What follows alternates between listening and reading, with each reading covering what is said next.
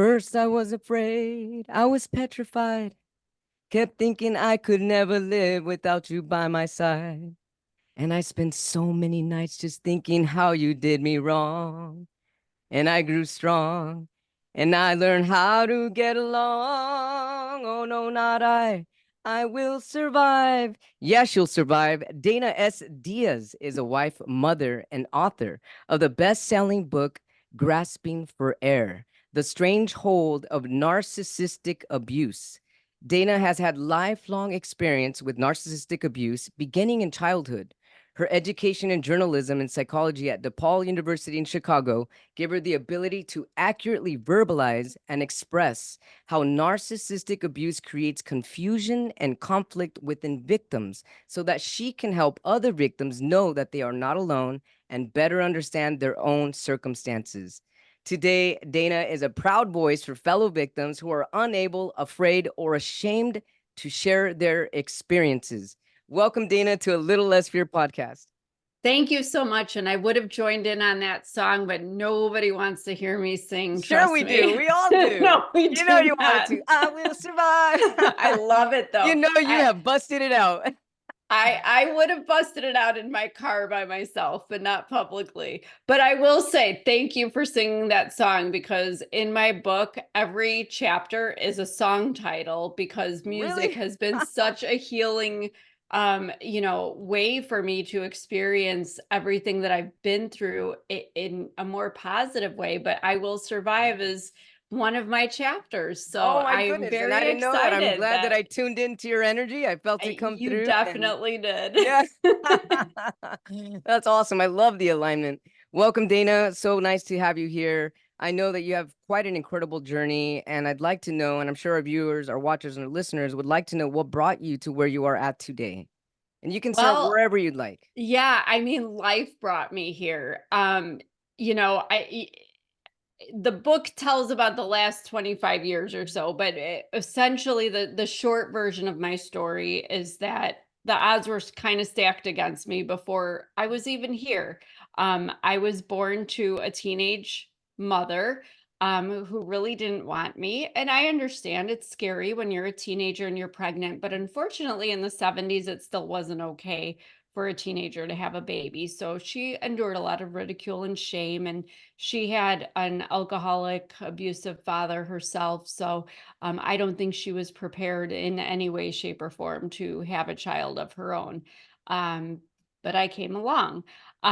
So she was always very distant with me, very emotionally detached. Definitely didn't feel any kind of nurturing or soothing or affection from her. But I was okay because I had my grandma, I had great grandma, my godmother. I had very strong women in the family who were very loving. They were my mothers for me and still are, and I love them all dearly. But my mother, she got married to a man when I was 7. We had moved in with him previous to their wedding day.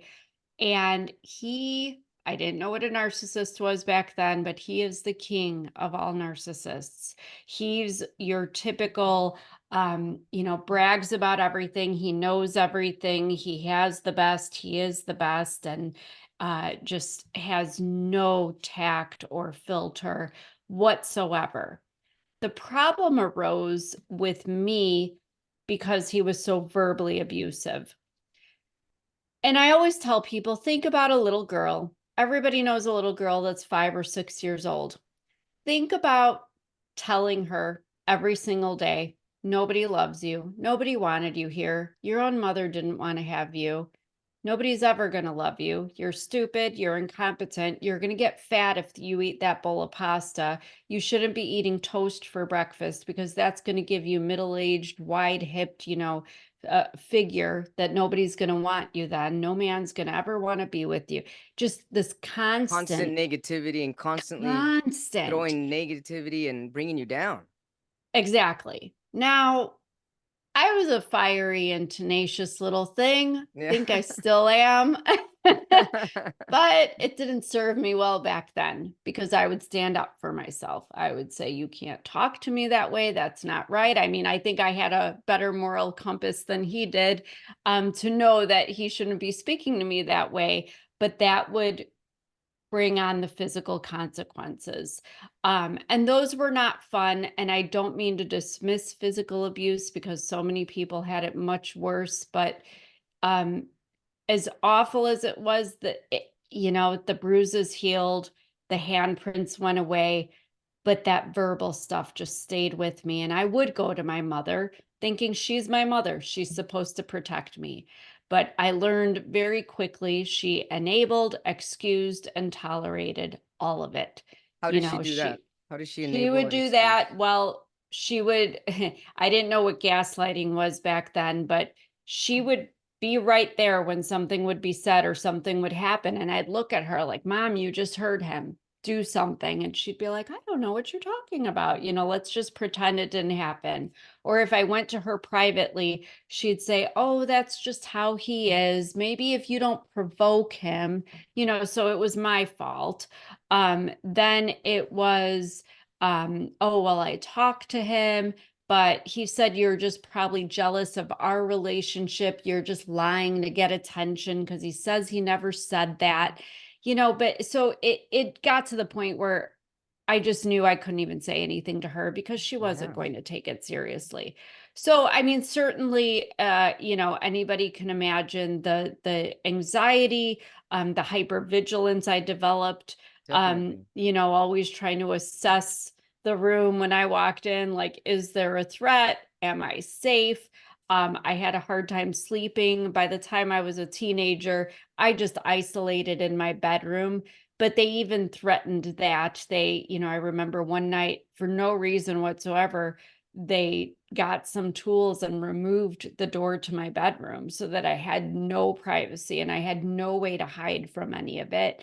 And it just, I mean, that just, it just exposed me in a way it was just inappropriate. I mean, that's crossing a line and disrespecting a boundary. And I realize in a Absolutely. parent-child relationship, there's kind of that, fine line. But I think part of being a parent is allowing your child to have safe boundaries and encouraging them to set Right. those. So infringing on them, it just felt so invasive and caused me to feel that much more, um, eh, just violated in so many ways, Violated emotionally, and physically, attacked. mentally. Yeah, I just always had this idea that I was not safe. I did not feel safe. So fast forward, I'm 18 years old. I have waited for this day forever. I walked out. 18th birthday, I'm legal. Goodbye, see you later. Well, unfortunately, in the real world, you need like money for rent and you need, a Yeah, yeah, place yeah. to sleep. I tried sleeping in my car at the train station. I could, couch surf at random friends' houses and even the boyfriend's house once in a while. But I kind of bounced back and forth in and out of the house until I was finally able to get an apartment. But unfortunately, I met somebody that strangely walked into my work. It was under a business relationship, and I didn't like him at all. He reminded me of my abusive stepfather immediately. Immediately. But let's think about this. The Yeah. childhood that I had, I was love starved. And I think I was so withdrawn and I had such a hard time connecting with people that no guys were asking me out. Nobody was expressing interest. And I think I kind of gave off this vibe like, stay away from me. Sure. Like I felt like I put a protective bubble around myself that nobody could come in, but I was starving for somebody to show me some kind of love and affection. Oh yeah. So this aloof and arrogant and entitled young man walks in. I can't stand him. I want nothing to do with him. But a week or two later, guess what? He invites me over to hang out, and I'm thinking, oh my gosh, this is great. Somebody's interested in me. I don't like this guy, but maybe I'm being too judgmental, and maybe it's me because it's always been me. I'm the scapegoat of everything. So I go into this situation, and I think people have figured out I was obviously a people pleasing codependent. I just didn't know that I was. But here was this guy that wanted servitude, treated me very poorly, was very disrespectful, obviously had a very close relationship with alcohol that did not make me comfortable. Um, but we went with it because he was the only game in town. He was my only option, and I was so desperate, honestly, And plus, that's to also be the with type of anybody. attention that you were used to as a child. That was the Even though it type of was bad attention. attention or not the healthiest attention, it's still what you were used to. So in a strange way, Yes. in a I guess in It's familiarity. It's exactly comfort. right. You It's got it. comfort. Sometimes we snuggle with the devil, even though we, rather have a teddy bear. It's just how it Right. is. Right. It's just Right. how it is when that's all you know. Because the strange thing was in high school, there was a very nice young man that asked me out, and I very much wanted to go out on a date with him, but I didn't know what to do with a nice boy.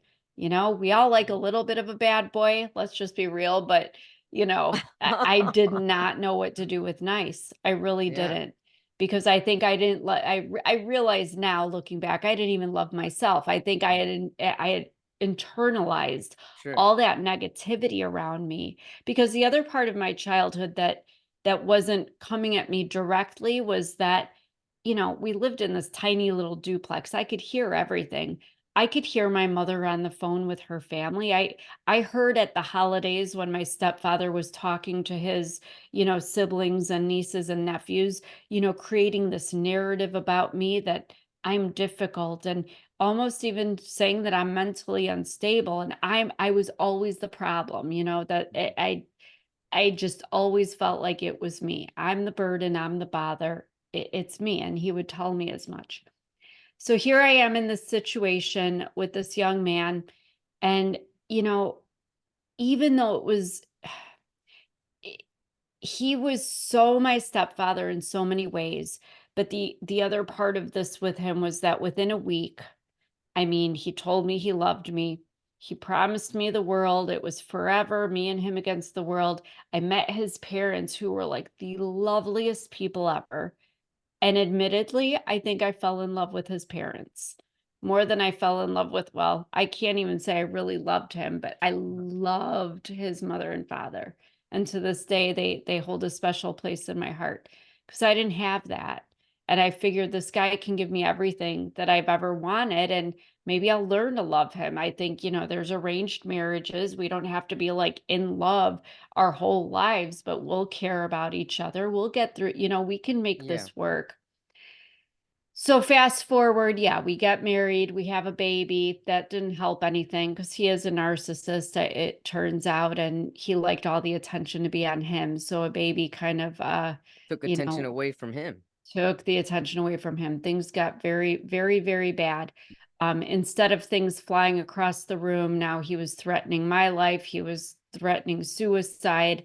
Um, it was getting really intense at home, and I felt really, really irresponsible having brought a child into the situation that was all it had always been that way. I mean, we hadn't been together 3 weeks, I think, when he had his first angry outburst and something flew across the room. So I knew how he was, and he had never calmed down in that way. Like, I thought as he got older, he might, mature, things will get better. No, the baby made it worse.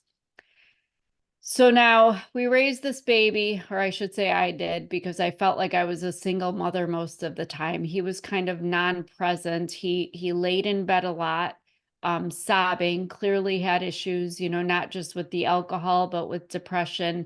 But I couldn't help him, help myself, and protect me and this baby and raise this baby in somewhat of a normal way all at once. I needed him to be a grown up and be a dad and be a husband, or at Yeah. least just take care of himself so that I could take care of this kid. Um, It was crazy. So, details about that, get the book, read about it. It's all in there. I have a But question, Dana. yeah, go ahead. Before we continue, for people listening and watching this for the first time, what is the definition of a narcissist? Absolutely. A narcissist, it's a very complex thing, so I'm just going to keep it very simplistic. It's just somebody that seeks ridiculously high levels of admiration and praise. So what I always liken this to is like tumors, because there's a severity level. You can have a benign tumor that is there, but it doesn't bother you. So these are the people that are going on social media, posting pictures of their six pack or with the duck lips or whatever. And they really do look as good as they think they do. So you can't hate on them, but they're not bothering anybody. They're just fabulous and they know it. Good for them. Very, Sure. very high self-esteem. It comes from that Greek god Narcissus, who used to look at his reflection in the water. So these are the least severe. These are the good narcissists, so to speak. The narcissists, unfortunately, that I'm talking about are on the other extreme end, malignant narcissists. Like malignant tumors, will cause you some problems on purpose. They might even kill you. Unfortunately, these are the people that are in domestic violence situations often. They comprise over 20% of our male prison population in the US. They can get very dangerous. And there are some, levels in between there, obviously, but that's what we're talking about, is somebody that has a very deep-seated insecurity to the point that their ego needs this fulfillment. We call this that they have to extract this fulfillment of their ego from what we call supply. And that is whoever their victim, their target is. That's their So supply, and they hopefully that constantly helps. need it in order for their Yes. ego to survive. Yeah, it's like gas. It's like fuel to the fire. So, because they don't see themselves positively. So they look to have how they want to be seen reflected back to them in some way Constantly. by this And if it's not, person. then they feel out of control Threatened. and Yeah. threatened. Yeah. Okay. They mentally cannot accept any fault or weakness or accountability.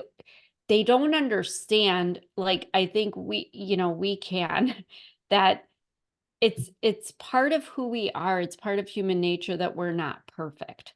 Right. We all have weaknesses, we all have strengths, we all have good days and we all have bad days. Good people do bad things, bad people do good things. It's just the Right. yin and the yang of life, Exactly. and about being a human being. They don't understand that. They need to be held to such a high level of perfect. I mean, they just have to be exalted. Here I am looking up. They have to be exalted, um, like gods. And some of them Yeah. actually do think they're God and will tell you that. So, it gets a little tricky when you're dealing with these people. Oh, yeah. It's I can definitely imagine. toxic. Absolutely. And that's what happened to me, because spending all this time, not just in my childhood, first 18 years of my life, but then I'm with my ex-husband towards the end of our 25 years together, I became very, very sick. And none of the doctors could figure out what was wrong with me. Started at the family doctor. She literally threw up her arms. She's like, I have no idea. Maybe it's just anxiety. Maybe What were you're your just symptoms, stressed Dana? out. Initially, what were your symptoms? It started in my childhood. It was always stomach aches and headaches, really bad headaches, though. And then as time went on, I was having a lot of digestive issues. Basically, my digestive system wasn't working. Mhm. They would call it idiopathic constipation, but when they would do the tests, they're like, you're not, you know, releasing anything for 5 weeks at a time. I'm like, I know, it doesn't feel good.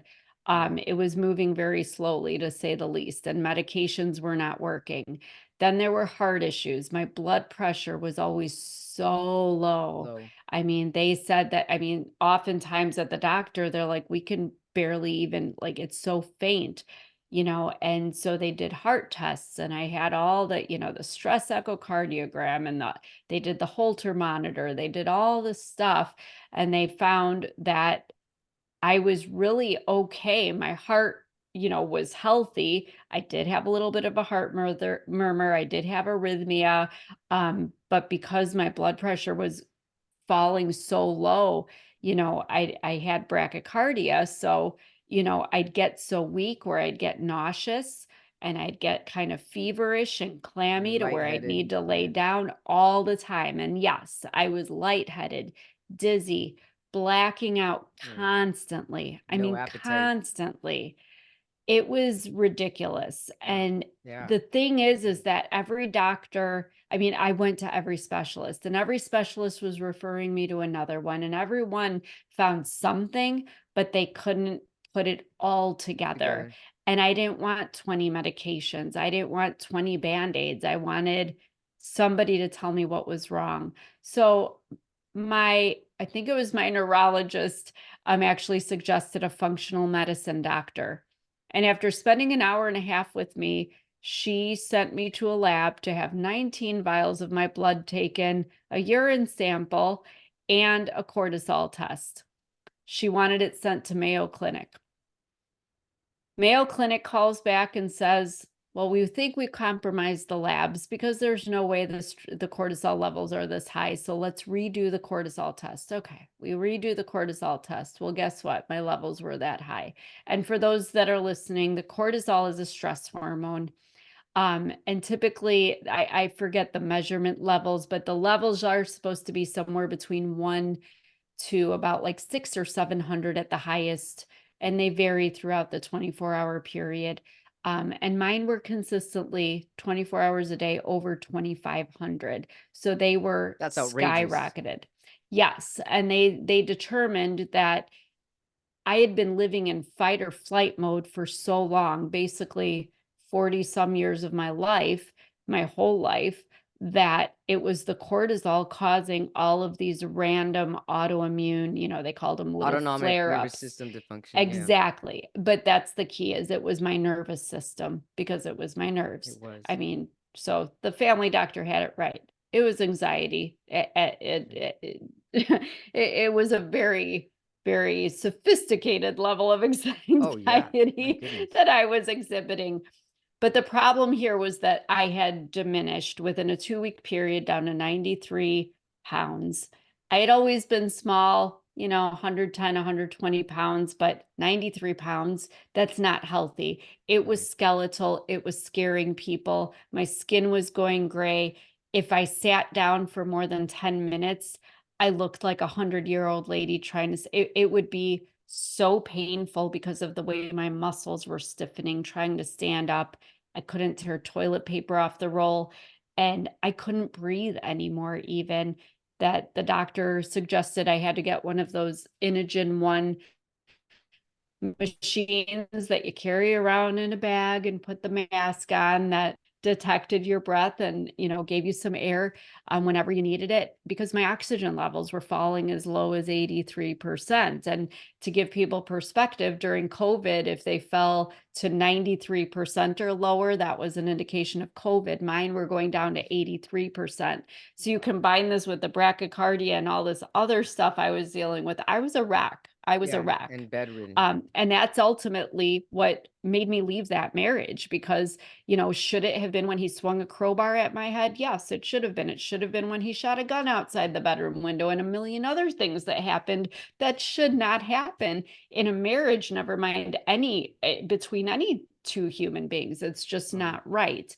But it took me getting that sick to finally realize that, oh my gosh, I'm actually worth it. Like, I don't want to die, and I'm not going to waste my life for this man who could care less about me. He's used and abused me literally, but, it took me laying down, I'll never forget the doctor. It was at the end of 2019, sitting me down, the neurologist, and he said, your body is shutting down, Dana. You are alive, but barely. You are trudging around like a dead woman walking. He said, your hands are going numb, your arms are going numb. Next thing you know, it's going to be your feet, You won't even be able, he says, something's got to change. Whatever is causing you all this stress has got to change.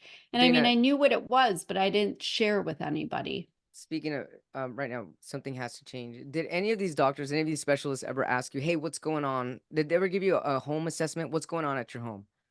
No, but 3 of them did comment that it seemed to be a lifestyle issue. I think Okay. that was their way of kind of opening that door, Hmm. but I was mum's the word. I think kind of like when I was saying, even when I met my ex, that I kind of exuded that, like, don't go there. I don't want to talk about it. Okay. Because I think, unfortunately, when you're a victim of abuse, one, you're afraid. You don't want to Oh be the yeah. one exposing your abuser because you know there'll be consequences. But there's also a lot of shame in that because Sure. I'm certainly not, weak or submissive by any means. And that's how people perceive somebody like that. Right. But there's just so much shame in knowing that you're putting up with There things is. that nobody should have to endure. And then the questions come, well, why don't you leave? Why do you say, and unfortunately it's like an addiction. You can't tell an alcoholic all the reasons why they should stop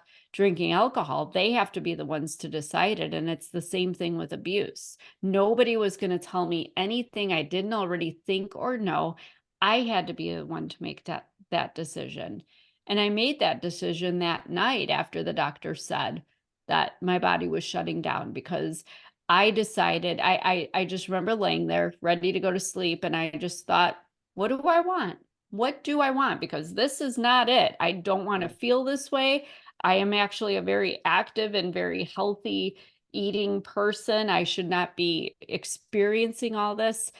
But I realized then that it's because my whole life, my entire life, somebody has been dictating what I could do, what I should do, what I'm allowed to do.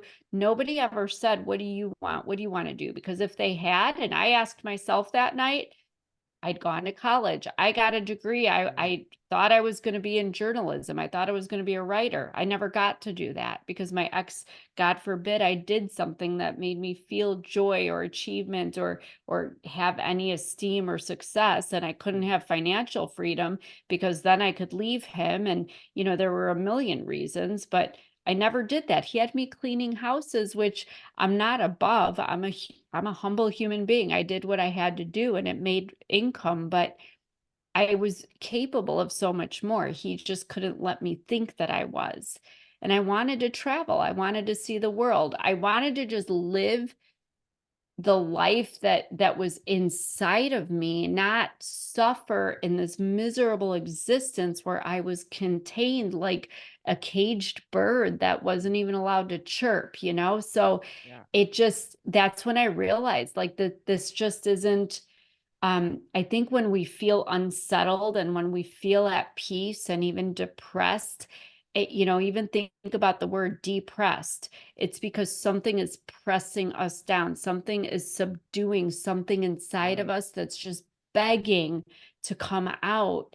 And it's such a shame that people feel that they have to do that to feel better about themselves. Because the beautiful thing is that, you know, it kind of got to me when the doctor said your feet are going to be the next to go, because I was still that tenacious little girl even in my early 40s. I was like, oh heck no, my feet are not going to go. I'm going to run 5 miles every morning. You can tell me my feet aren't going to go. So I'm jogging one morning shortly after this, after having this vision of what I really did want in life, and deciding that I just need to get out of this marriage and away from this guy and go just be me and do what I want to Mhm. do. But I had this, epiphany. Like, I've heard people say that God spoke to them or God put something on their heart. And I never really knew what that meant. I mean, I went to church every Sunday. I had a relationship with God. I prayed. I thought I was faithful. But I'm jogging and it's almost like something whispered in my ear and was like, you know how you wanted to be a writer? You know how you always wanted to write a book?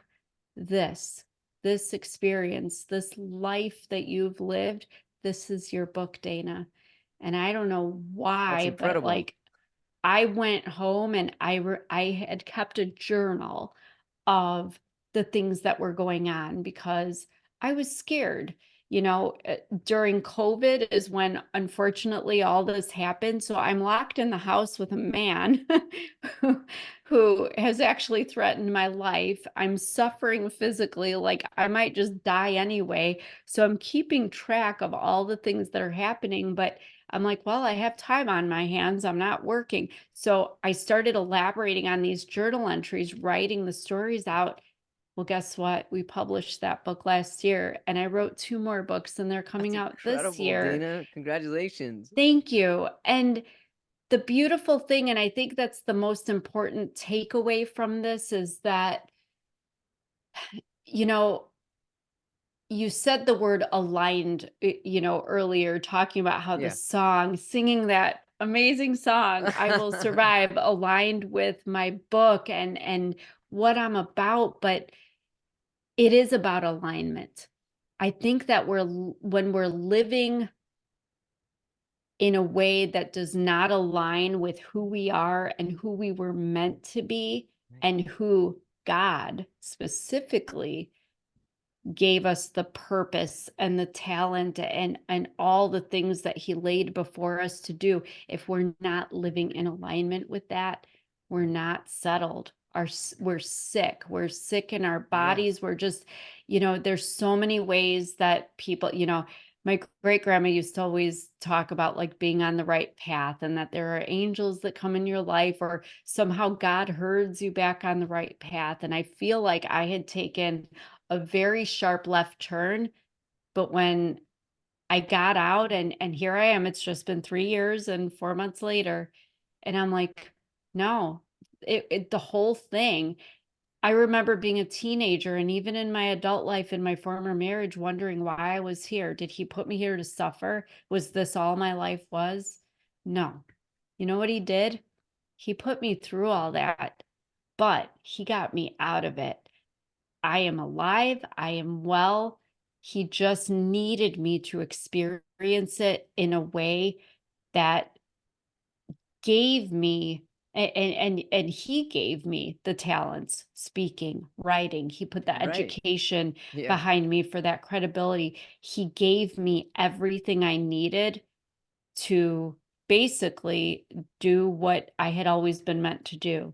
So I think that's the beautiful thing is that, I now stand here like, no, my mother didn't want me. So, my stepfather said I was never meant to exist and all this and that. No, I was.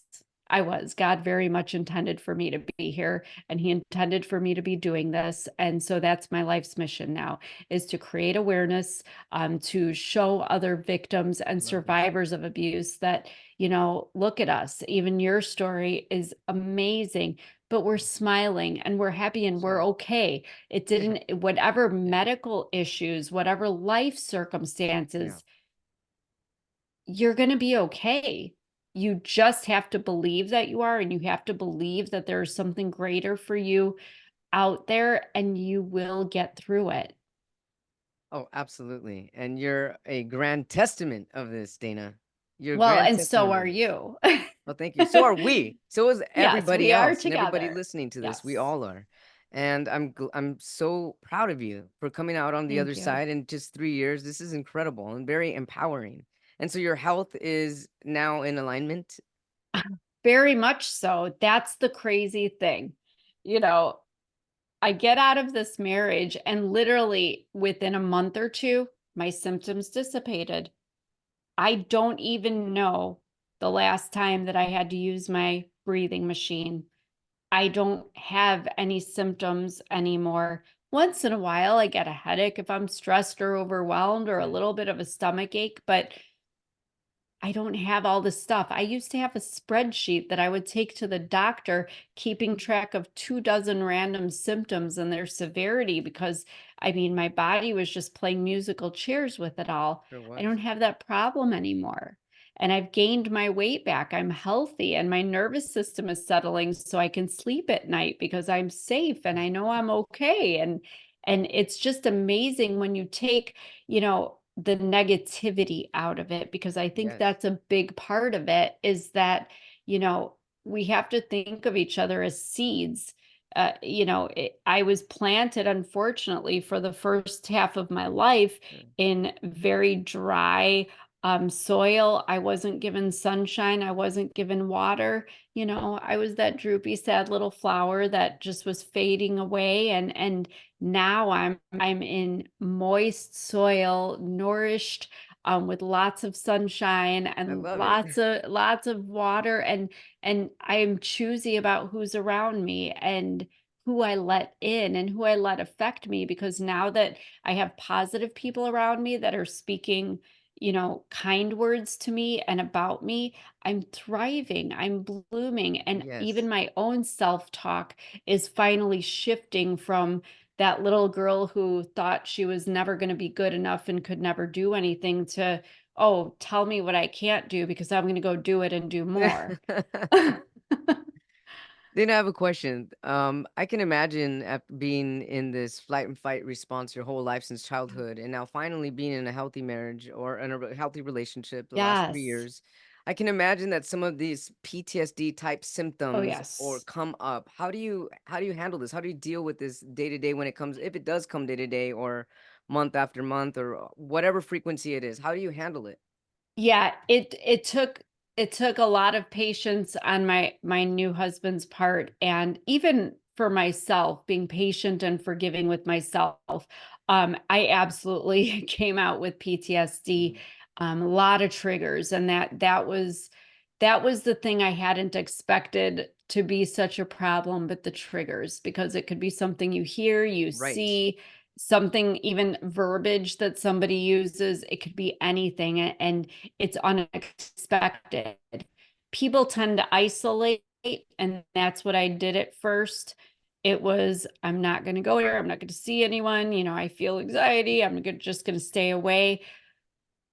But what I realized was, and certainly there was therapy involved. I did a writing therapy because I'm a writer. I'm just not a talk therapy kind of a person. But there's so many therapies out there now that everybody can find whatever works for them. Sure. Um, but what I found was, you have to put yourself in situations with other people. Not triggered, you will never be able to use the tools that you learn, whether you're in therapy learning or you're reading about them or listening to a podcast, whatever. You can't put the tools into use and practice them. I'm not telling everybody to go out and date and get married right away, but Right. even in friendships, at work, at school, wherever you go, it helped to kind of dip my toes in the water and be like, okay, I'm going to go to this event. There's going to be people there. Yeah. I'm really nervous, because I know that they haven't been kind to me before, but I'm just going to drive separately. I'm going to, if I feel uncomfortable after an hour, I'm going to just kindly excuse myself and leave, and just not forcing myself. I had to show myself the kindness that other people hadn't shown me before. But being around people, and even being, in this new romantic relationship, being triggered allowed me to basically fall on my face a lot as I Yeah. learned to put the self-regulation techniques into practice, Yes. to where now I can function like a normal human being, and I don't have a panic attack or some, regression in any way, that scares people, because and it's a scary thing to go through yourself, and you don't want to feel like you got to hide away from the world, and realistically, we all want connection. You can't get that if you can't figure yourself out. So I think that was a lot of it, is just learning to self-regulate. Do I still have days? Yeah, there are days, but I don't, it's certainly not anywhere what it was. I'm not crying in fetal position in the walk-in closet in the bedroom like I might have 3 years ago. Now I can just be like, yeah, that really bothered me, or that pissed me off. But you know what? It's okay. Not everybody in the world has to think the way I do, or not everybody in the world has to like me, and that's okay. That I'm is not okay. gonna, I'm not for everybody. I'm not enough for some, too much for others, just right for everyone else. It's okay.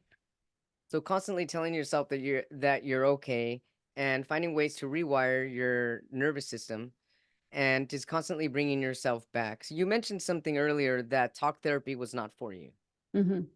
And so, Yeah, it wasn't. I've done it in the past, and I just felt that it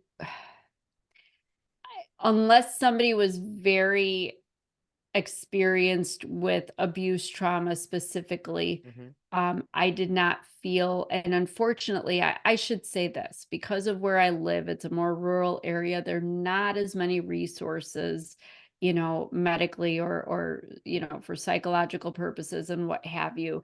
So it's not something I wanted to waste my time rehashing the past to catch somebody up and explain myself. Whereas with this writing therapy that I took on, it was very effective and it was very direct. And I it liked is. the way that they approached it really head on. Just, I'll never forget the one day that it was basically a video and then a writing session where it was guided. But, it was very direct and in your face, which I respond to because I'll never forget the day she said, it's not all about you. People don't have to tiptoe around you because you have these issues and you have these triggers. And I was like, oh, but they do. If they love me, they will. And Yeah. but no, it's my responsibility to, you know, I hate to get all scientific because I'm not a scientist. I think more psychologically than scientifically. But like you were talking about, like in your brain, like when you're triggered, basically what's happening is, okay, your brain is saying, okay, we're taking in this stimuli, and this is what we remember from all the Right. previous instances of this. So this is how we're going to react. We're going to go straight to the go-to reaction. Right. Very Exactly. simplistic. I'm sorry because I'm not scientific. That's exactly the way But it goes. what we have to but it is. It So is. what Yeah. we have to do, you kind of have somebody explained it to me. It's like you have a fork, in the road. So your brain automatically goes to what it always has gone to. Sure. You gotta kind of tell it and nudge it to go that other way. Yeah. Like, I You have know to we pull it. normally don't go Yeah. this way, but let's try that. And I'll give everyone a quick tip if anyone is open to it. But what helped me most, simple thing, I was told to just in that moment ask myself, what do I want? Again, this is the question Yeah. that got me out of my marriage and made me Sure. realize, but what do I want? Because maybe I just wanted, if I wanted to feel safe, okay, let me go and close Sure. myself. Let me excuse myself, extract myself, and go in, let's say, my bedroom where I feel safe and close myself and sit for a few minutes. Do I need to feel protected right now? Is that what I want? Okay, I need to go find my husband and I need him to hold me in his arms because I feel very safe and protected in his Sure. arms. Do I want a popsicle? Maybe a yellow one because I like banana flavor.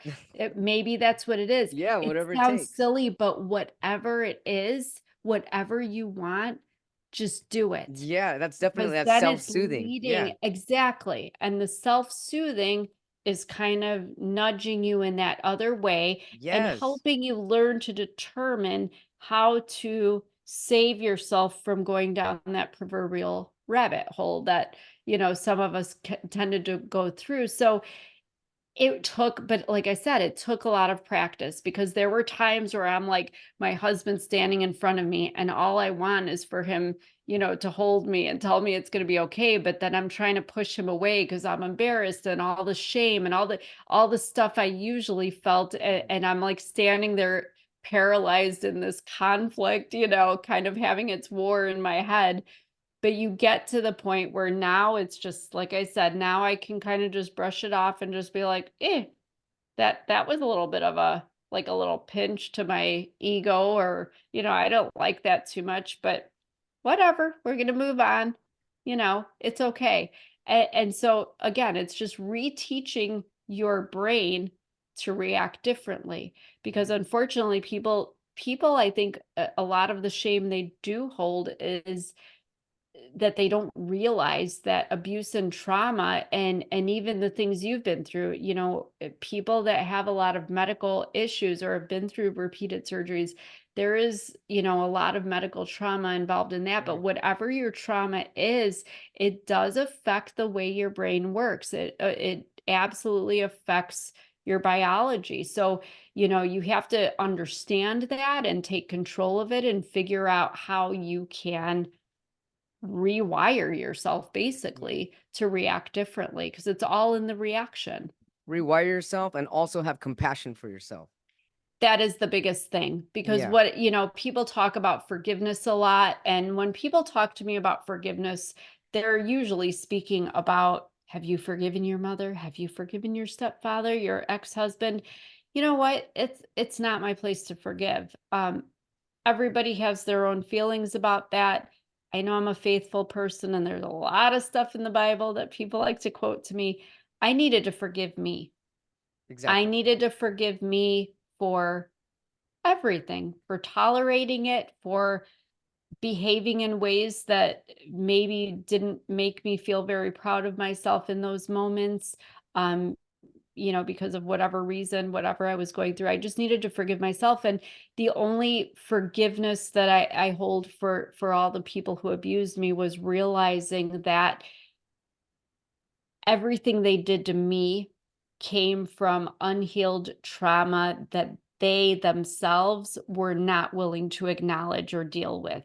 Right on. They weren't willing to take accountability for their own stuff, so they put it on me, and I was carrying everybody's burden. I was Oh yeah. carrying that weight, and now that I have forgiven myself and released myself of that responsibility, Yeah. I feel much lighter, mentally, physically, emotionally, in every way, and it's great. And also by forgiving yourself, and it kind of just led to a natural forgiveness of the perpetrator because you were able to see their wounds because you had now forgiven yourself. Yeah. And so, I and mean, also when you forgive yourself and that's self-love and you're loving yourself yes. more, you are able to see in the lens of just a little more clarity. And just Yes. but there's something else I was going to say in regards to that. You said that something that's really important here when you're learning to self-regulate was to be patient and forgiving with yourself. And Yes. so and so I'm wondering, when you go back to having these triggers, do you find yourself, now that you've been practicing how to self-regulate, having less and less triggers, or just learning how to navigate the triggers more, I guess, consistently or more effectively?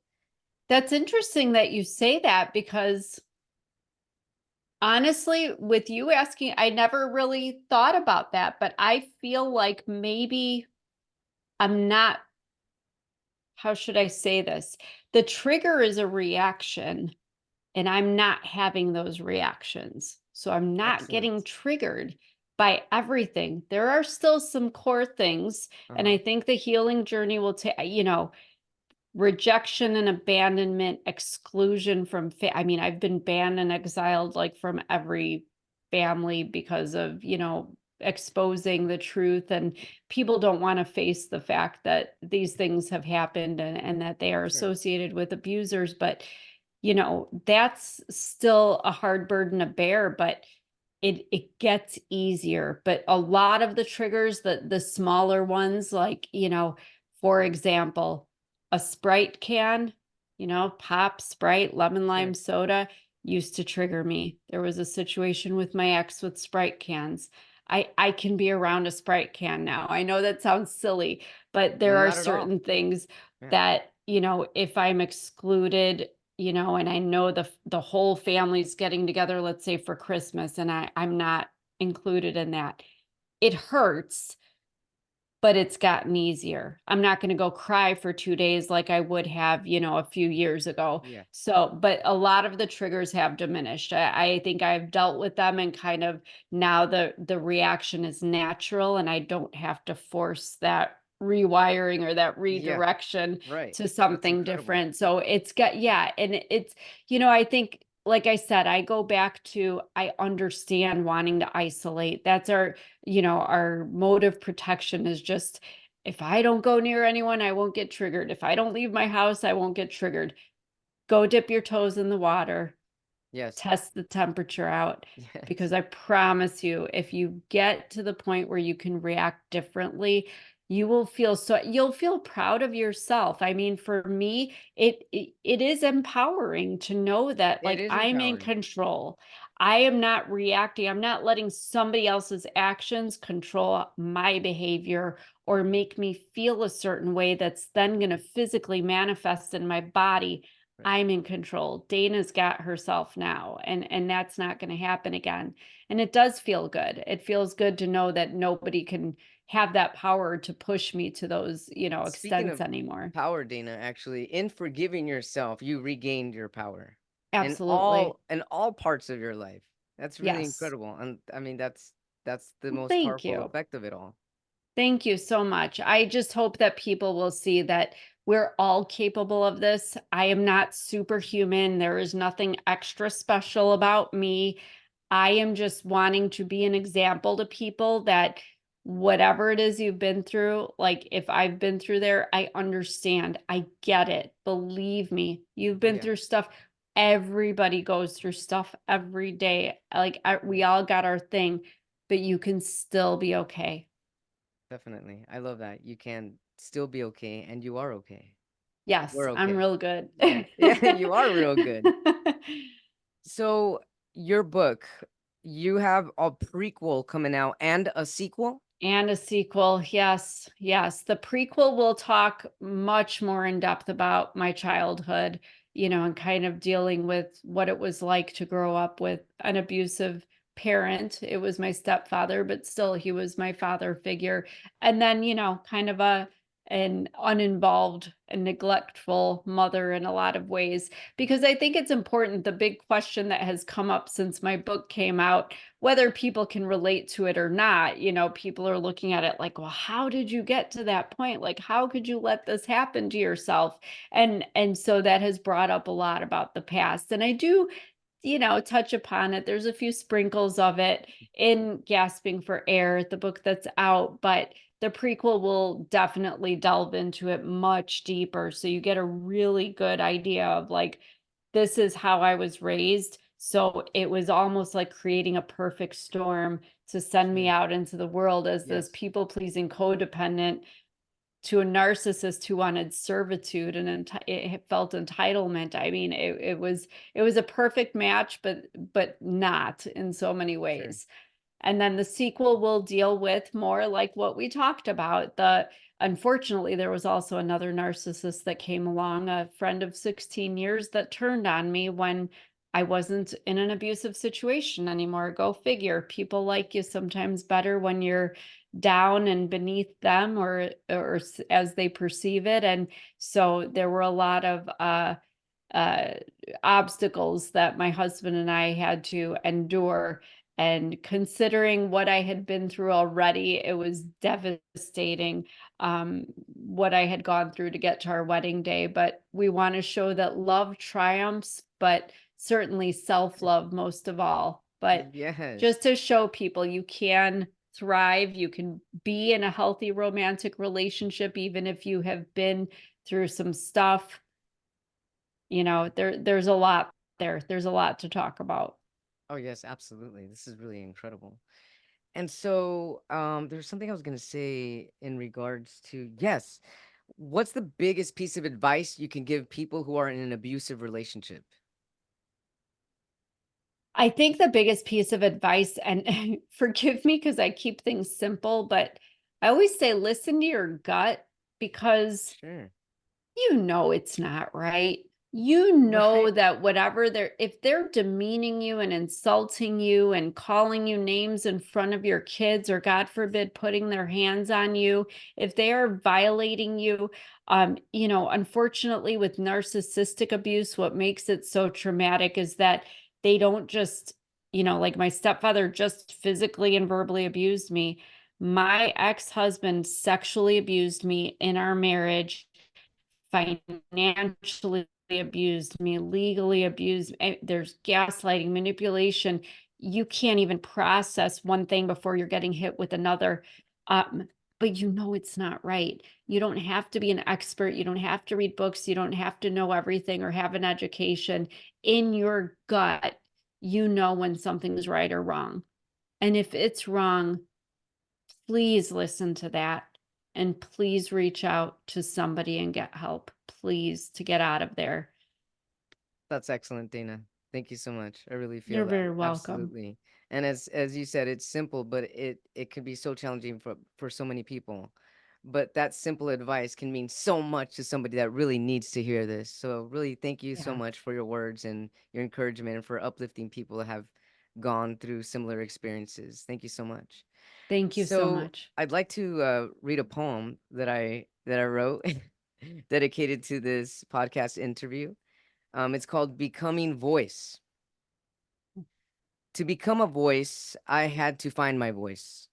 For how could I speak if the gibberish in my mind was all pain?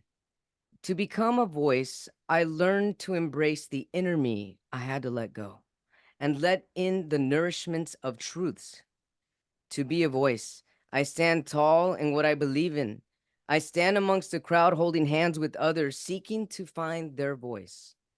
To be a voice, pain turned into love, and I give it to you. Your voice is valid too. And that's for you. Oh, you got me all teary-eyed. Well, That's thank you. beautiful. Really, I Thank appreciate it. you. Thank you so much. No, I love that. That really was beautiful. Thank you. You're welcome. Thank you for receiving it, Dana. So, how can our Absolutely. viewers, our watchers, our listeners find your best selling book, Grasping for Air: The Strange Hold of Narcissistic Abuse? Go to my website, danasdiaz.com. The link to buy the book is there. Of course, you can go on Amazon, Barnes and Nobles, wherever you buy books and get the ebook or have the book sent to you. But my website's the best place to go. Click the link. Facebook and Instagram links are on there too. This podcast will be on my press room page with other Excellent. interviews that I have done. So you can access it. And certainly, I always say, if you do know somebody in a situation that you feel might relate to what I have been through, a lot of people think that sending them the book is a good idea. It's unlikely they're going to read a 400 some page book, although I would love if they did, but send them this podcast. Just throw the link at them and Yeah. say, hey, listen to this. You might find it interesting because you never know. It might spark them to start thinking about their own situation. This is incredible, Dana. I'm giving you a virtual high five from LA to Chicago, Yes, from sir. Route 66 all the way down LA It's a to long Chicago. drive, but It is it's a a long good drive. one. I'm wishing you incredible, loving blessings to you and all of your loved ones. Thank you for being authentic. Thank you for sharing your voice. Thank you for being pure and brave and courageous. Your life is yours to hold. Your life is yours to love. And your grand testament that you are doing exactly what you're meant to do. Thank you so much for being you. I really appreciate your energy. Thank you for being on A Little Less Fear podcast, Dana. It was absolutely my pleasure. Thank you so much for all you do. It's a pleasure. Thank you.